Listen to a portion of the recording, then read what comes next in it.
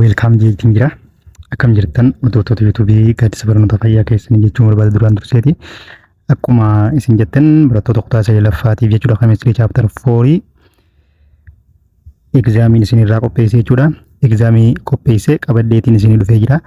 Viidiyoo kana akkuma isin dhaqqabeen like godhaa. Viidiyoolee darbee yoo ilaaltan namoonni baay'een ni ilaala. Garuu like hin godhu, share hin godhu. Inni kun ammoo akka namni hamileedhaan viidiyoo itti aanu gammachuudhaan isin hin dalagne kan isin godhu ta'uusaati. Kanaaf like gochuun akka eegaltan kabajaa fi jaalalaan isin gaafadha. Qormaanni kun ibsa sirriitti ibsa bareedaa wajjin jechuudha afaan keenya afaan saba guddaa afaan Oromootiin ibsa bareedaa isin irra godhaatiin gaafilee yeroo barsiifnu yeroo barannu waliin barannu diteelii isiniif hin galle yeroo gaafii dalaynu isiniif galuu danda'a jechuudha caalatti. Kanaaf nafaana bu'aa waliin haa hojjennu jechuun barbaada. Gaafiin hundinuu filannoodha. Haa eegallu na hordofaa jechuun barbaada. Gaafii tokkoffaan maal jedha? Who was the first scientist to identify the several groups of the three elements with similar properties called trend? Trend kun qopheesse jechuudha. Gabatee pireedikii jalqaba nama yeroo jalqabaatiif jechuudha. Gabatee pireedikiitiin elementoota qoqqooduudhaaf kan yaale san eenyu jechuudha. Akkuma yeroo barannu jenne paartii tokkoffaatiin jechuudha. Eenyu jennee turre? A. Dimitri Mendeleev, B. Johann Dobiner, C. Joel Newland, D. Henry Moseley. Kanaaf seera sadantoota kan qopheesse eenyu jechuudha yeroo jalqabaatiif seera sadantoota kan qopheesseef akkasumas gabatee pireedikiitiin elementoota ramaduuf kan yaale eenyu jechuudha Dobiner jechuudha. Johann Dobiner nama yeroo jalqabaatiif kana yaale jechuudha. Garuu the father of the modern predictabilis Henry Moseley dha. The father of the modern jechuudha. The father of what? The modern predictable jechuudha. Gabatee pireedikaa ammayyaatiif abbaa kan ta'e eenyu Henry Moseley dha jechuudha. Gara gaafii lammaffatti yoo ceene gaafii lammaffaan maal jedha? Gaafii lammaffaan which of the following is correctly identify the group period and block for the elements with an atomic number 21. Elementii lakkoofsa atomaa isaa 21 ta'eef garee tarree fi bilookii kam akka ta'e kan ibsu isa kamii jedha. Maal gochuu qabna jechuudha. Kanaaf elementii kana lakkoofsa atomaa kana fudhannee raabsuu qabna jechuudha. Lakkoofsa atomaa isaa kana fudhannee ni raabsina. Lakkoofsa atomaa isaa 21 eegate maal goona ni raabsina jechuudha. Dura raabsuudha jechuudha. Gara filannoo dubbisuudhaan dura nuti ni raabsina jechuudha. 1s2 2s2 2p6 3s2 3p6 meeqa elementoota elektiroonota gubbaa keenya lakkaayyaanaa jechuudha. Hanga inni kun 21 gahuutti ni raabsina jechuudha. Gubbaarra keenya amma meeqa? 10 12 ida'uu 6 18. Kanaaf ammallee nuuf hafaa. Kanaaf 4s itti dabarraa jechuudha. 4s s meeqa baata? 2 4s2 4 itti maal to'ana? 3d to'ana jechuudha. 3d to'ana 3d meeqa jechuudha? 2 2 fi 2 4 4 fi 6 10 10 fi 2 12 12 fi 6 18 18 fi 2 20 diin takka gubbaa qabaa jechuudha. Kanaaf diin takka gubbaa qabaa seera sirriitii jechuudha. Kanaaf elementiin tun guruupii meeqaffaadha? Pireedii meeqaffaadha? Bilookii kami kan jedhuuf bilookiin isaa maali? Diidha jechuudha. Isaan awutarii tan fudhanna jechuudha. Isaan awutar elektro konfigureeshinii kan ta'an 4s 2 fi 3d 1 dha jechuudha. Isaan kanarraa murteessinaa jechuudha. Guruupiin gaafa diirra dhume maal jenne? S gubbaa kan jiruu fi elektiroonii D gubbaa yeroo walitti daana jenne. Kanaafuu lamaa fi takka gisee walitti daane meeqa ta'a jechuudha? 3 ta'a jechuudha. Kunis guruupiin isaa sadaffaadha. Akkasumas tarreen meeqaffaadha? Tarree yeroo hunda maaliin jee the highest principal quantum numberiin S duuba jira jenne. S duuba meeqa jira jechuudha? Principal quantum number jechuun lakkoofsa duubaa koefficient itti kataa'u kana jechuudha. Lakkoofsa kana keessaa inni guddaa maal ibsa? Tarree elementii saniiti kan ibsu jechuudha. Kanaaf filannootti dabarraa jechuudha. Tarree meeqaffaa fi garee meeqaffaa akka ta'e nuti murteessinee jira jechuudha. Elementiin san D bilookiidha. Akkasumas guruupiin isii sadaffaadha. Guruupii sadaffaa B dha jechuudha. Maaliif B jenne? D irra waan dhumeef jechuudha. B dha. Akkasumas tarreen isaa yookaan pireediin isaa meeqaffaa jechuudha? Pireediin isaa pireedii arfaffaadha jechuudha. Pireedii arfaffaa bilookii kamii? D dha jechuudha. Kana booda filannoo dubbifnaa jechuudha. Gara filannootti yoo seenne filannoon maal jedhaa? A guruupii 3B tarree afuraffaa D bilook, B guruupii sadaffaa A tarree sadaffaa D bilook, C guruupii tokkoffaa A pireedii afuraffaa S bilookiidha. Diin ammoo guruppii sadaffaa B, pireediin sadaffaa D bilookiidha jedha. Kanaaf deebiin isaa maal ta'e jechuudha? Zaansaris guruppii sadaffaa, pireedii arfaffaa fi D bilookiidha jechuudha. Duraa duubanii gaaffileen akkanaa qormaata irratti hin hafu jechuudha. Qormaata keessan kana fakkaatee lakkoofsota maa isin kanneen bifa kanaan isin gaafachuu danda'a. Kanaaf sirriitti diteelii jalqaba maal gochuu qabdu lakkoofsa raabsuudha jechuudha. Gara gaaffiitti aanutti yoo dabarre gaaffii sadaffaan maal jedha? Gaaffii sadaffaan maal jedha? Sadaffaan yoo dabarre the Mendeleev's predictable or the Mendeleev predict law states that properties of elements are predict function of their blank. A. Atomic number, B. Atomic weight, C. Number of neutron, D. Electron configuration. Akkaataan ittiin predict function yookaan amalli elementoota irra deddeebi'ee dhufa kan jeesan predict functionidha kan jeesan Mendeleev jechuudha. Mendeleev maal irratti hundaa'e kan inni qoode? Mendeleev lakkoofsa hanga isaaniitti irratti hundaa'e jechuudha. Lakkoofsa atomic weight yookaan atomic maasii irratti jechuudha kan inni hundaa'e. Garuu gabateen predict ammayyaa maal irratti hundaa'a? Atomic numberidha jechuudha. Kan inni remote leesan atomic number irratti kan hundaa'u. Gaaffii itti aanutti hojii gaaffii arfaffaan maal jedha? Gara gaaffii arfaffaatti yoo dabarre gaaffii arfaffaan maal jedha? Which group of elements was missing from Mendeleev's initial periodic table because they had not been discovered? Akkam jaa gabatee periodikii Mendeleev keessatti gareen hin hammatamin yookaan gareen keessa hin jirre isa kamii jaa? A. Alkali metal, B. Halogen, C. Transitional metal, D. Noble gas. Maal jenne yeroo sanitti sababa hin argaminiif noble gaasiin gabatee periodikii Mendeleev keessatti maal jenne hin hammatamne jenne. Mendeleev maal godhe jechuudha gabatee periodikiitti gaafa elementoota ramadu halogenoonni guruppiin 8ffaan kun jechuudha yeroo sanitti waan hin argaminiif keessa hin jiru jechuudha periodic table isaa keessa.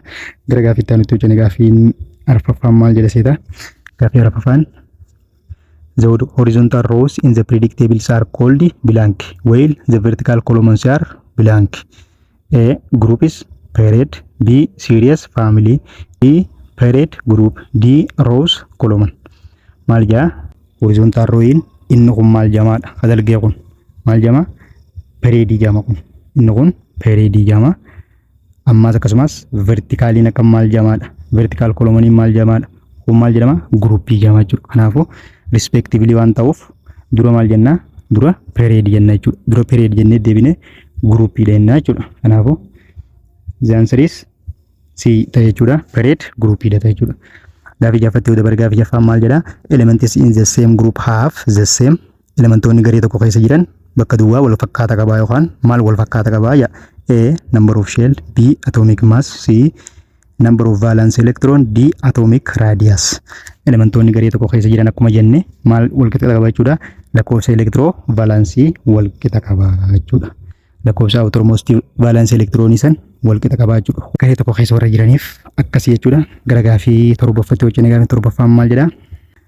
Group 7A elements or group 70 are commonly known as.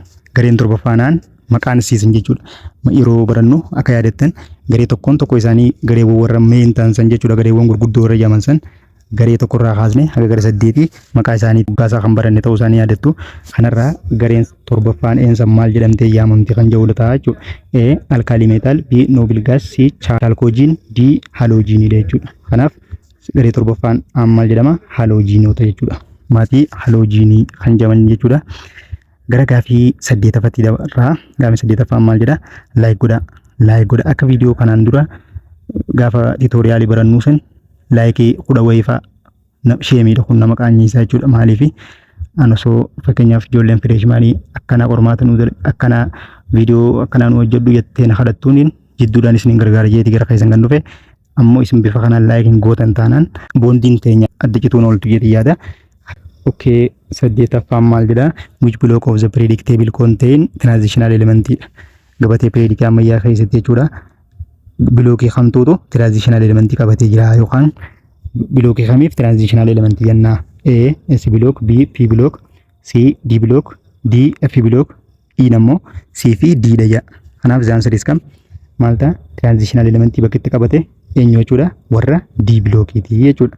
Kanaaf answer C ta'a jechuudha. F block nammoo maal qabate? Inner transitional metal dha qabate jechuudha. Isin sun wal fakkaatti kanaaf akkan shawwadamne jechuudha baatiti. Transitional element qofa yoo jee transitional element yookaan transitional metal yookaan sibiila ce'umsaa qofa kan jee yoo ta'e D blockiidha. Ammoo inner transitional element yoo jee kam jechuudha F blockiidha jechuudha. Kanaaf lamaan sun adda baafachuu qabdu sirriitti wal nama fakkaata waan ta'eef gara gaaffiitti aanutti hojjennu gaaffiin salgaffaan maal jedha? Atomic radius generally blank across the period from left to right and blank down the group. Maal jenne atomic radiusiin garee fi tarree keessa maal fakkaataa beekuun baay'ee barbaachisaadha jechuudha. Duraa duubaan jechuudha atomic radiusiin gaafa bitaarraa gara mirgatti deemnu tarree keessa maal ta'a? Akkasuma yeroo gubbaa irraa gara top irraa gara daawunitti gad deemnu garee keessa maal fakkaata kan jedhu jechuudha. Een maal jaa increase ta decrease ta jaa. B nammoo increase also increase. C nammoo decrease increase. D nammoo decrease also decrease jaa. Kanaaf atomic radiusiin maal beekna nuti tarree keessa yookaan bitaarraa gara mirgatti yoo deemne atomic radiusiin maal ta'a? Gadi bu'a. Kanaafuu bakka kanatti decrease ta'ennaan jechuudha. Bakka sanatti decrease eega godhanne booda akkana guuttaa jechuudha. Decrease ta'a kana booda ammoo gubbaarraa gara gadiitti gisee gad deemne maal ta'a? Increase ta'a jechuudha. Kanaafuu filannoo kana qabatee jiru laaltaa jechuudha. Filannoo dura decrease jee lammaffaarra ammoo increase jechuutu deebiidha jechuudha. Orderiidhaan deemuu qabda jechuudha. Kanaafuu jalqaba ka decrease ta'uu barbaanna lammaffaa increase ka ta'uu barbaanna. Kanaafuu zaansarees si ta'a jechuudha. Sirriitti qabachuu qabdu jechuudha. Maloota Firaansan jechuudha. Diteelii konseptii isaa kallattii roga hedduu hundaan fixuu qabdu jechuudha. Kanaaf gaafiin akkasii deddeebitee dhufu waan dhuftuu fi gara gaafii kurnaffatti yoo dabarre gaafiin kurnaffaan maal jedha? The energy required to the remove an electron from the isolated gaseous atom is called.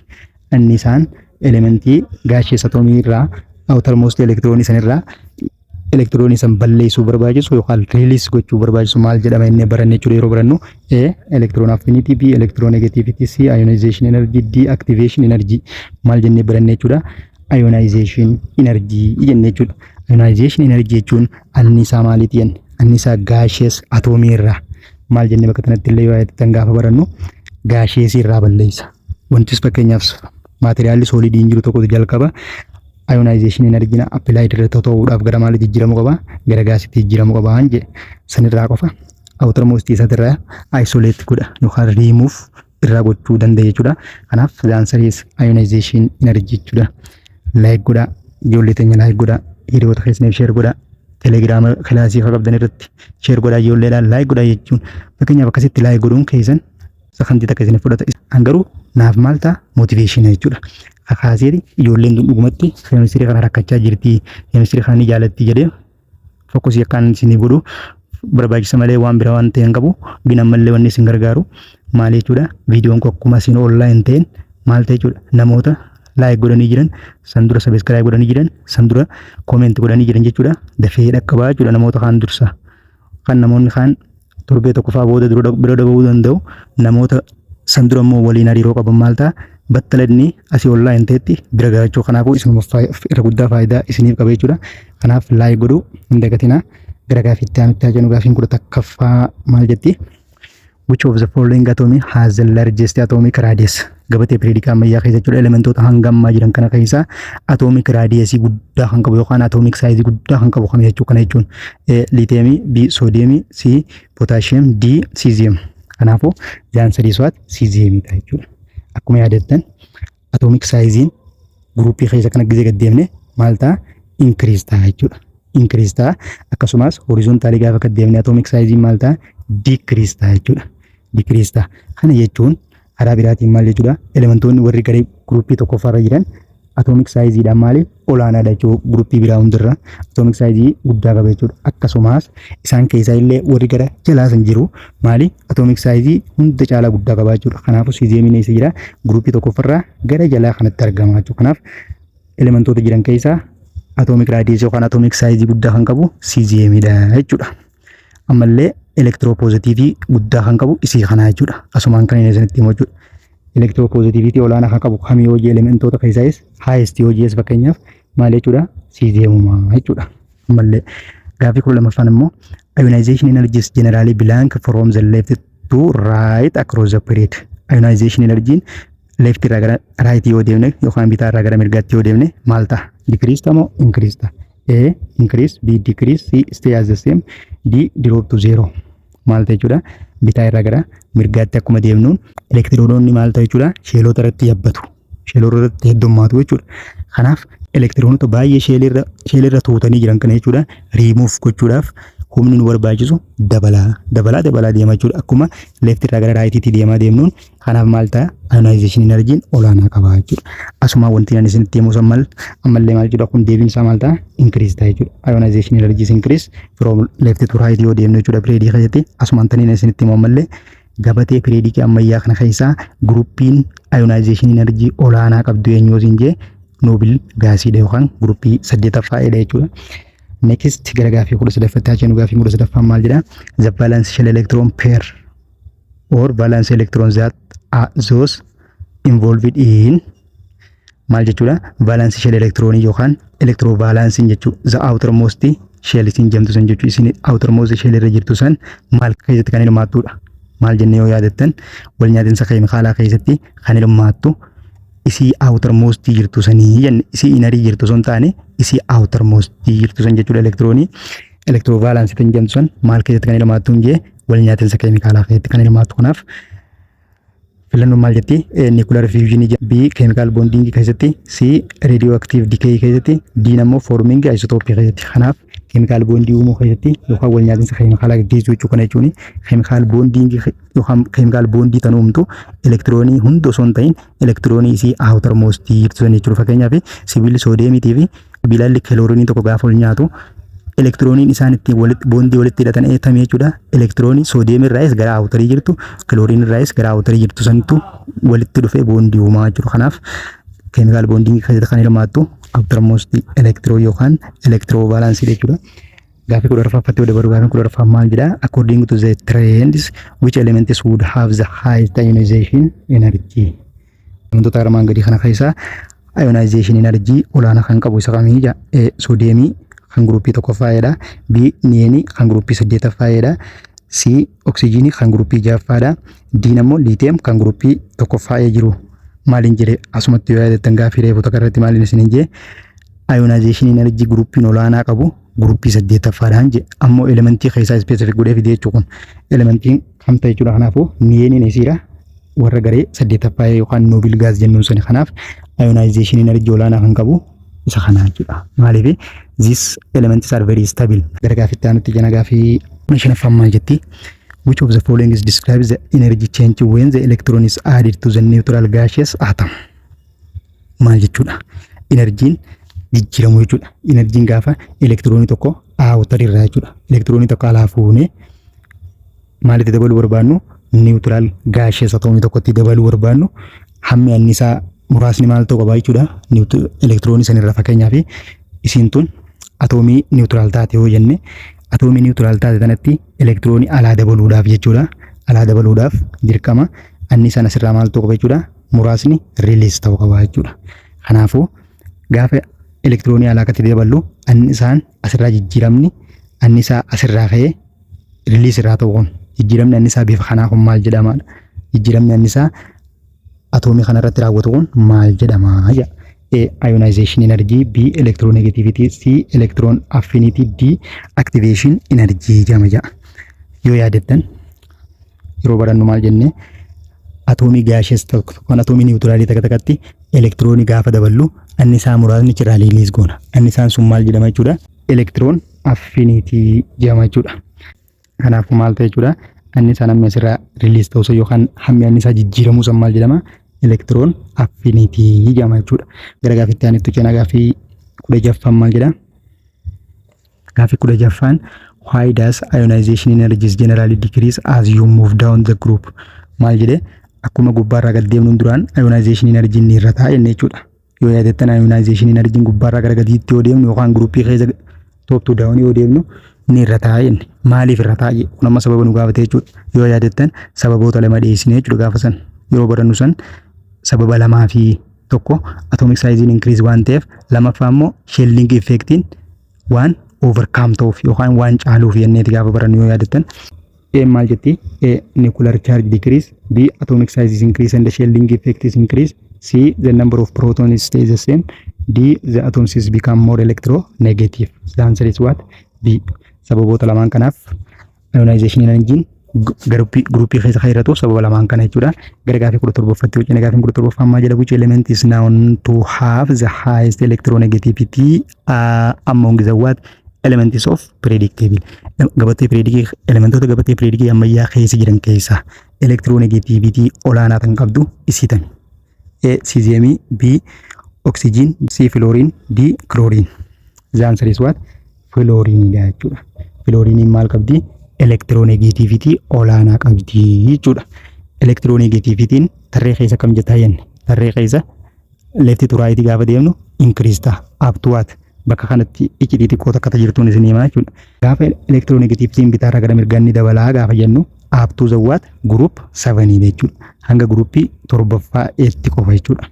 Hanga gruppii 7ffaa eetti qofa dabala jenna jechuudha. Gruppiin lakkoofsa roomaatiin kaa'amtu waan ta'eef hanga gruppii kanatti qofa kan dabaltu malee fakkeenyaaf gruppii 8ffaa istabilii yoo fudhatte electronegativity isaa maali?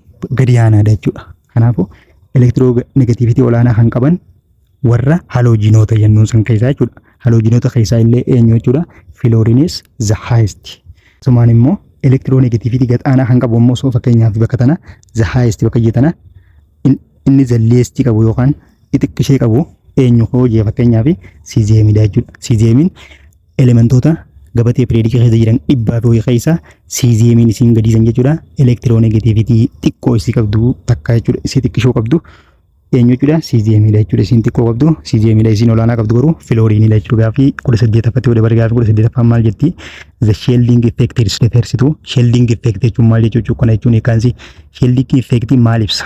Ja A the attraction between the nucleus and the outer electron, B the outer electron blocking the nucleus from inner electron, C inner electrons reducing the full nuclear charge felt by outer electron, D the total weight of the atoms in nucleus. Shielding effect jechuun maal jechuudha? Girdoo jechuudha. Girdoo fakkeenyaaf tun nucleus yoo taate nucleusin tun keessa prootonii qabdi jechuudha. Tun sheelota yoo taate tun sheelota sheelii kanarra maaltu elektirooniitu jira jechuudha. Yoo yaadattan gaafa ionization energy san gruppii keessa gad deemnu ni irrataa jenne. Wanni inni irratu maal jenne? Shielding effectiin kun waan baay'atuuf jenne yookaan gaaddidduu yookaan girdoon kun waan jidduutti baay'atuuf jenne. As keessatti nucleusin positiividha. Sababa maaliitiif? Sababa prootonii keessa qabduuf chaarjii positiivii qabdi. Elektirooniin garuu asirraa negatiivii qabdi. Chaarjoonni waliin fakkaanne maal wal godhaa? Wal harkisa. Yoo fakkeenyaaf sheeliin kun akka dabalaa dhufe maal ta'e jechuudha? Wal harkisni nucleusii fi elektiroonii kana jidduutti jiru decrease ta'a. Gadi bu'aa jechuudha. Kanaaf shielding effect jechuun maal jechuudha? Gaadidduu as jidduu tana jechuudha. Girdoowwan as jidduu jiran tana jechuudha. Girdoowwan wal harkisa nucleusii fi elektiroonii hadhoorkoo kana jechuudha. Isaan kana dhoorkaa jechuudha. Akka isaan waliin harkifne jidduu ta'a. Girdoo jechuudha. Waan jidduutti fakkeenyaaf magarajaa tokko kana yoo mana bal'aa tokko keessa magarajaa kana yoo jidduutti hiite ishinii warra magarajaa as jiruu fi achi jiru adda kutaa deemtaa jechuudha. Yoo isa san baay'isaa deemte jechuudha akkana jechuun. Kanaaf girdoon san jidduutti shielding effect jedhamte jechuudha. Kanaaf inner electron reducing the full nuclear charge akka nucleusin tun humna isee guutuudhaan elektiroonii alaa jirtu kana hin harkifne isiin kun reduce godha jechuudha. Humna nucleusin elektiroonii alaa kana gara ifitti ittiin harkiftu duraa gabbuusaa jechuudha. Completely fixuu hin danda'u. Maal godha? Hanga tokkorraa irrisaa jechuudha. Akkuma inni irraa fagaataa deemuun daran gabbuusaa deema jechuudha. Kanaaf the answer is C ta'a jechuudha. Like godhaa, subscribe godhaa, gaafii iccitii qabdu jechuudha. Gaafiilee kanaa kana sirriitti hubachuu qabdu. Okay, ammallee gara gaafii itti aanutti haceenu. Gaafiin itti aanu gaafii 16ffaan maal jedha? Which group of elements generally has the lowest or almost zero electro affinity? Akkana jechuun maal jechuudha? Electro affinity gad aanaa kan qabdu jechuu gabaabumatti. Kan armaan gadii keessaa waan gruppii armaan gadii keessaa electro affinity isaas takka 0 gara 0tti kan dhiyaatu jechuudha. Approach to 0 kan ta'e yookaan baay'ee xiqqaa kan ta'e eenyu? A alkali metal, B halogen, C charcogen, D noble gas jechuudha. Kanaaf the answer is noble gas. Noble gas maali? Jaalalli elektiroonii inni qabu maali? Baay'ee gadaanaadha. Maal waan ta'eef duratti already maal ta'e jira? Stable ta'e jira jechuudha. Guuttatee elektiroonii alaa inni barbaadu hin jiru. Kanaaf jaalalli inni elektiroonii alaa jiru fudhachuudhaaf qabu maali? Baay'ee gadi bu'aadha. Kanaaf lowest electro affinity kan qabu yookaan approach to 0 kan qabu jechuudha. Eenyu? Noble gas jechuudha. Gaafii 20ffaa yoo dabaree gaafii 20ffaa maal jaa? What is the correct ground state electron configuration for chromium which is 24 atomic number? Kunis maal nu barbaachisa jechuudha? akkuma reefsan configurate gochuun barbaachisaa jechuudha.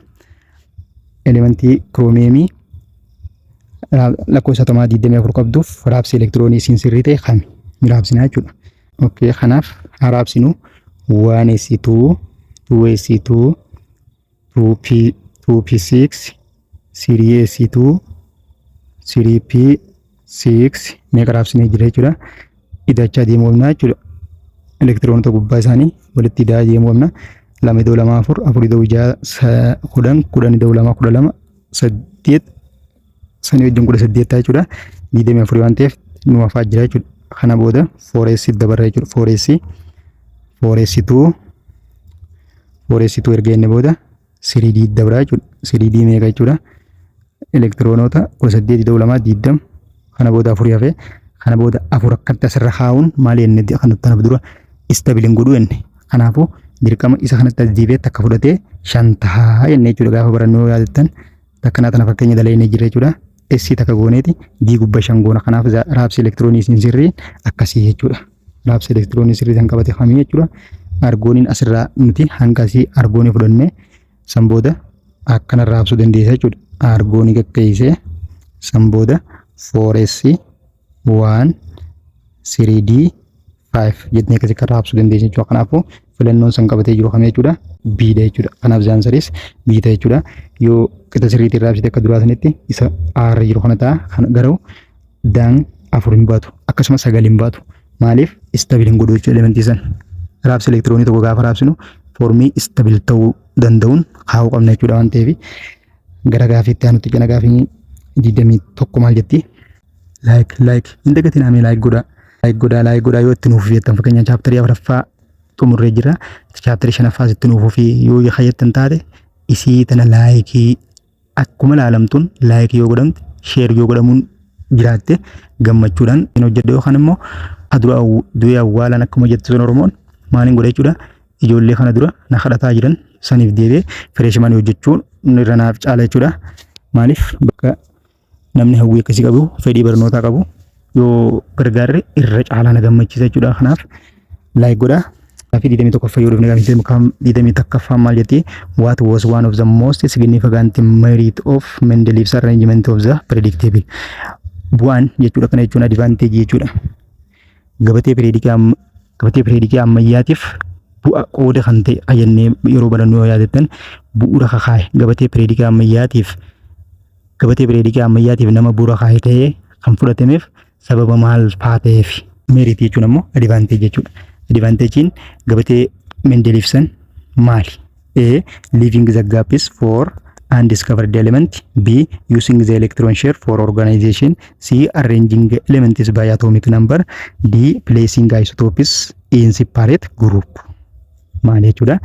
Leaving bakka duwwaa dhiisuudha jechuudha. Kana jechuun bakka elementoota ganaa argamaniif yookaan elementoota sana booda argamaniif iddoo duwwaa dhiisee darbuun isaa gabatee pireedikii isaa fudhatama akka argatu taasise jechuudha.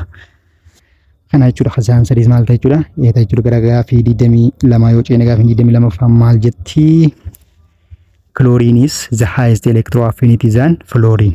Maal jenne yoo yaadattan electroaffinity down the group gaafa deemnu maal ta'enne decrease ta'a garuu fluorine gad osoo jirtu maal taate jechuudha. Fluorine tun ka fluorine gad jirtu atomic electroaffinity maal qabdi? Olaanaa qabdi. Eenyu caalaa? Fluorine caalti jechuudha. Exception dhagee kan inni isin hime ni jira jechuudha. Gaafa barannoo yaadattan exception dhagee kan inni isin hime waan maal taateef? A. Fluorine is the smallest than fluorine waan taateef. B. Fluorine has the shielding more shielding waan qabduufi. C ammoo fluorine is the smallest size leads to greater electron repulsion. D ammoo electron has the higher nuclear charge. The answer is what? C. Yoo yaadattan isin tun elementoota jiran keessaa jechuudha. Asuniin citii biraatis taniin isin himuu jira jechuudha. Elementoota gabatee pireedikii keessa jiran keessaa atomic saayiziidhaan isiin xiqqishoo taate fluoriniidha. Asumaan jechuudha. Fluoriniin atomic saayiziin si baay'ee xiqqoo. Kanaaf elektiroonoonni wal sissiqanii waan jiraniif wal dhiibbaa elektiroonotaatu jira jechuudha. Kanaaf electroaffinity jechuun maal jechuudha? Jaalala elektiroonii alaafitti dabaluuti jechuudha. Kanaaf elektiroonii alaafitti dabaluurra akka nama diinafitti dabaleeti jechuudha. Isiif fakkeenyaaf fluoriniidhaaf kana jechuun maal jechuudha? Xarraafitti dabaluu xiqqaa qabdi jechuu barbaadeeti. Maaliif waan qabduuf elektiroononni hammi duraanii jiranuu baay'ee wal siqanii waan jiraniif wal dhiibbaa elektiroonotaa yookaan repulsioniitu gidduu isaanii jira jechuudha. Kanaaf asumaan wanti iccitiin isinitti himee maali jechuudha. Atomic size fakkeenyaa fi left to right gaafa deemu decrease tahaa jenna. Inni suni seerri sanis guutumaa guututti completely kan dalagu hanga gruupii 7ffaatti. Gruupii 8ffaa fudhatte fakkeenyaaf elementoonni noble gas jennuun san atomic sizeedhaan warra gruupii 7ffaa ni caala. Kun saayinsii gadi fageenyaati jechuudha. Kun sadarkaa keessanitti illee kan jiru natti hin fakkaanne gadi fageenya barbaada. Gruupii 7ffaatu irra atomic sizeedhaan xixiqqoo godhachuu 8ffarra gara gaaffiitti aanutti jenna. Gaaffii itti deemsa sadifaa maal jetti? The tendency of an atom is in molecule to attract shared electron toward the cell itself. Akkana jechuun maal jechuudha? Dandeettiin atoomiin tokko yookaan elementiin tokko elektiroonota ala irraa fitti harkisuuf qabdu. Electron pair jechuudha, especially electron pair toward the itself kan taate. Maal jechuun electronegativity jechuudha. Inni raanfatinaa jechuudha. Electronegativity jechuun dandeettii atoomiin tokko electron pair yeroon isin barsiisu akkas jechuudha. Dandeettiin electron pair accepted toward the itself gootu electronegativity jedhamti jechuun. Gara gaaffii 24ffaa fi isa dhumaatti gaaffiin kun like gochuun dagatinaa, subscribe godhaa, hiriyoota keessaniif share godhaa, waliin irraa baradhaa. Kanaaf bifa kanaan jechuu qormaanni keessan kan qophaa'u gaaffii 24ffaa fi isa dhumaa ni hojjenna. Which set of elements is arranged in order of decreasing ionization energy dha. Decreasing ionization energy order sirrii qabatee kan jiru isa kan. Lithium is greater than sodium, greater than potassium. Ammoo potassium is greater than sodium, sodium is greater than lithium. Cesium is greater than rhodium, rhodium is greater than potassium. Fluorine is less than chlorine, less than bromine. Maali? Marti isaanii warreen choice irra jirus, B irra jirus, C irra jirus gruupii wal fakkaatu keessa jiran jechuudha. Kanaafuu gruupii keessa maal fakkaata? Hangasuma qofa adda baafattaa jechuudha. Ionization energy gruupii keessa maal fakkaata jechuudha. Ionization energy gubbaa akkana gizee gad deemnu maal fakkaata? Decrease ta'a jechuudha. Kanaafuu eenyu olaanaa qaba jechuudha? Warra garana jiru san jechuudha. Warri toortana jiru san guddaa qaba. Warri gara jalaa kana jiru immoo ionization energy xiqqaa qaba jechuudha. Akka fakkeenyaaf as eenyu fa'aa jira? Lithium, sodium, rhodium, cesium jechuudha. Akkana jira jechuudha gruupii tokkoffaan. Kanaafuu isaan kana keessaa guddaa kan qabu eenyu jechuudha? Lithium guddaa qaba, sodium ni itti aana, potassium ni itti aana. Kanaaf zaansaris A jechuudha. Orderii sirrii qabatee kan jiru isaa jechuudha. Kanaaf zaansaris A tahee jechuudha. Kana fakkaata qormaanni keessan foormii kana qabateeti kan dhufu irraa baradhaa jechuun barbaada. Viidiyoo akkuma isin dhaqqabe laayik godhaa. Paartii itti aanuuf fakkeenya boqonnaa 5ffatti kan isin akkaan isin darbu kan taasisu maal jechuudha? Viidiyoo tana laayikii hanga isin gootan, hanga isin koomentii na gootan, hanga isin jaalala isinaaf qabdan laaleetiin san booda gara chaaptarii kanatti darba malee yookaan akkumaan jedhee ijoollee fireeshmaaniitiif deebiin kun hafuu jechuudha. Galatooma, thank you, nagaan na jira.